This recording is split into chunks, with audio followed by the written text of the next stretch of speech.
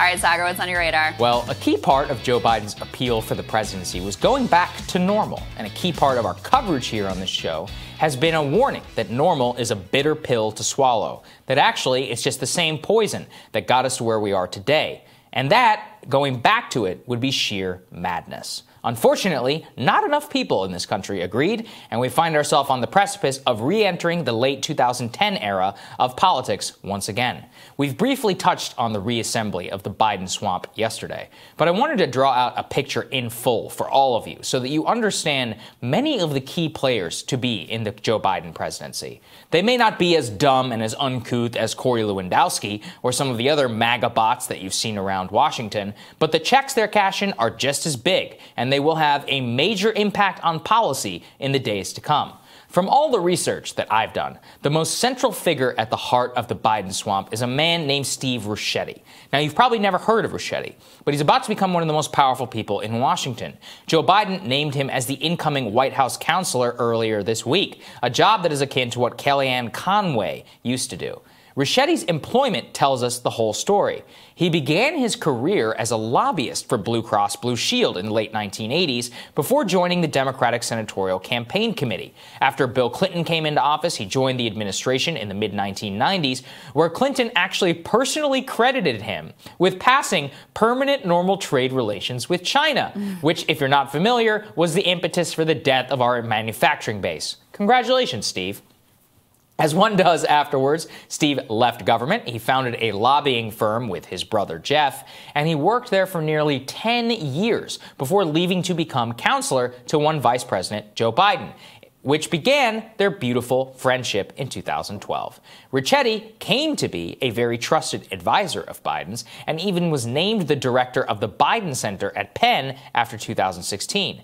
But Steve's brother Jeff never stopped lobbying, and it seems that the Biden candidacy and win has become very lucrative for Jeff. In fact, Jeff, in the lead up to the election and afterwards, has signed 7 new clients just this year, including GlaxoSmithKline and 4 other major pharmaceutical companies, which the Wall Street Journal notes is a direct effort by Big Pharma to kill any Biden effort to lower prescription drug costs. That's just the Ricchetti brothers. Right next to Ricchetti in the White House will be former Biden campaign manager Jennifer O'Malley Dillon, who before the campaign was the co-founder of something called Precision Strategies. Well, lo and behold, in August, whenever the Biden campaign really began to look like a lock, the American Investment Council signed up with her firm, Precision Strategies, to do quote-unquote public relations work. If you're not familiar, the American Investment Council is the premier lobbying organization for private equity firms in Washington. So look for some sweet bailout cash for finance in the next round under Biden. And right now, we're just talking about inside, the highest levels of the West Wing. As you all know, that's barely where all the action is. The rest of the staff level is just as swampy. The Wall Street Journal lists Biden's transition team's general counsel as Jessica Hertz, who, while both a former Biden aide, is also former lawyer for Facebook, where she worked in the interim years. Alongside her on the transition team is Mark Gittenstein. He's a former Biden staffer on the Judiciary Committee and senior counsel at a law firm named Mayer Brown, which is well known in D.C. for having lobbied for the Chamber of Commerce for literally the last 2 decades. Gittenstein, until 2008, was listed directly on their account.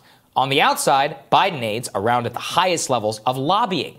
The Business Roundtable, whose job it is to literally lobby on behalf of the largest companies in America, has former Biden aide Eric Rosen lobbying for them. And not to be outdone, former Biden aide Peck Madigan Jones is a registered lobbyist currently for Anheuser-Busch, Deutsche Bank Securities, the insurance industry, and the gaming industry. It's not just industry, it's media too. Biden's former chief of staff, Daniel O'Brien, is currently a lobbyist for Fox Corp, which owns the Wall Street Journal and Fox News. His former counsel, Anthony Russo, is a lobbyist for T-Mobile, which will face federal scrutiny, and his other former counsel, Elizabeth Hunger, is a lobbyist for Walgreens. Next to them on K Street is Alan Hoffman. He's a former Biden chief of staff who was vice president of global corporate affairs for Herbalife Nutrition. As for foreign governments, it's literally a bonanza out there. Days after the election was called for Biden, the Egyptian government signed a $65,000 a month contract with a Democratic lobbying firm in Washington. And Joe Lockhart, who you might remember as former White House press secretary blowhard, flacking for Joe Biden for years on CNN, has now joined a group called Rational 360, which specializes in representing a range of foreign governments and their interests. This is just what we know right now. Per Heather Podesta, who you might know as the ex-wife of Tony Podesta, the lobbying firm connected to Hillary and John Podesta of 2016 fame, well, she told the New York Times, quote, "The real shift will come in December. It takes a while for Fortune 500 companies to make these decisions." Are you starting to get the idea?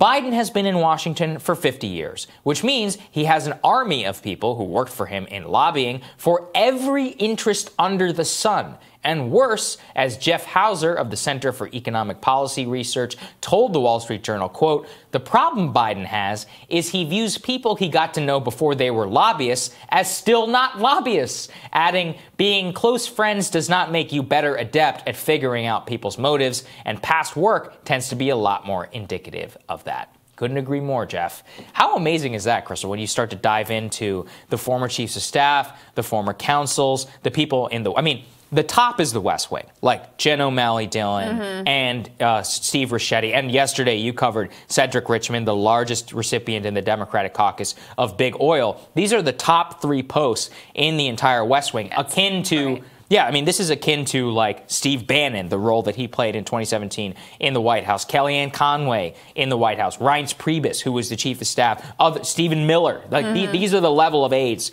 that we're talking about, they who literally... Cedric Richmond's role to, like, Valerie Jarrett's role also. These are people who have sense. something called walk-in privileges into the Oval Office, which is that they don't need a reason in order to get into there. But beneath them, there are all these sub-people in the swamp who are connected to Biden's office directly from his time in the Senate to the transition team. What I just ran through there was like big tech, big oil, if you count Richmond, pharma with Steve Richetti's brother, the financial industry with Jennifer O'Malley Dillon, the gaming industry, the rest of the insurance industry, which is very separate from the health insurance industry. Life insurance is just as big of a racket here in town. I think the only one I didn't get to there was like the National Restaurant Association, and they have a really nice building, by the way.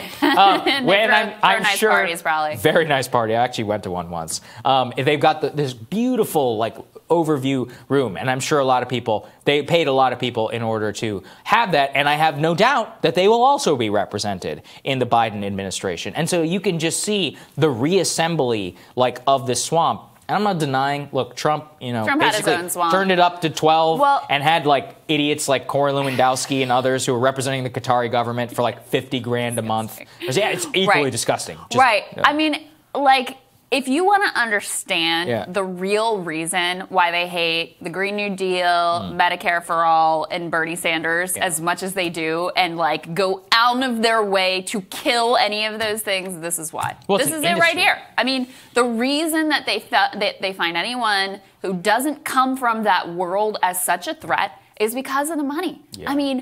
Millions and millions. Think about how many mortgages I just laid out there. Of dollars are at stake in this industry. Yeah. Heather Podesta talking to the New York Times about I'm getting all these new clients. I'm going to get even more in December. How amazing for you as we, the rest of the country faces this massive pandemic winter. And you're working for people who are most likely going to try to put the brakes on any working people getting real help in all of this. It is disgusting. And I said this yesterday. I'm going to say it again. I want to be proven wrong. I want my cynicism to be wrong-headed. I want to have gone you know what? I was too hard on Joe Biden. He proved me wrong. He brought in some really good people. He's got really good focus and priorities here, and he's actually going to get it done. He's going to do things in a different way. And when you read through that list, that New York Times article that Ken Vogel wrote is just it makes you despair, because this shows you, too, why there is this bipartisan consensus in Washington, because some of these firms are Democratic-specific firms and operatives. A lot of them work with both sides of the aisle. A lot of them are bipartisan. This is the machinery and the cash flow that keeps that horrifying bipartisan consensus in Washington, which we always talk about. Those are the things you should be most scared Let me of. lay it out for you, right? Which is that's the business roundtable. I laid out that Biden aide who is their, lobbyist, but the chief lobbyist of the business roundtable is Joshua Bolten, who was former White House chief of staff to George W. Bush.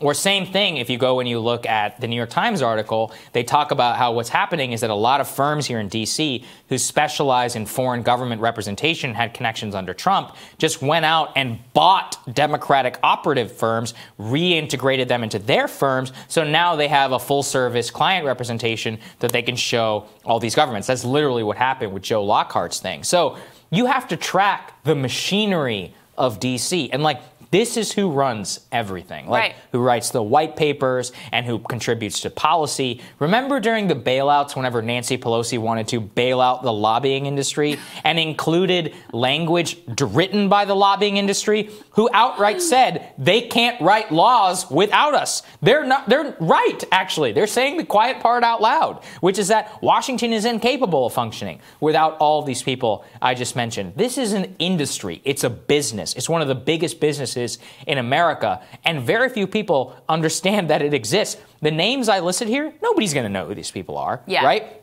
I mean, Kellyanne Conway and Stephen Miller are like the most famous White House aides probably in modern American history. Nobody's going to know who Steve Ricchetti is. Nobody is going to know who Jen O'Malley Dillon is. They barely know right now. She's not like a campaign manager doing a bunch of backflips. It's to their advantage to keep their name out of the press, because that's how you make the real money, is that you keep everything flowing for you. And look, like I said, I'd love to be proven wrong too, but I know a lot of these people, and I know what they did for the last 25 years here in D.C., and they got us to where we are today. That's it. All right. I'm looking forward to your Radar Next, Crystal.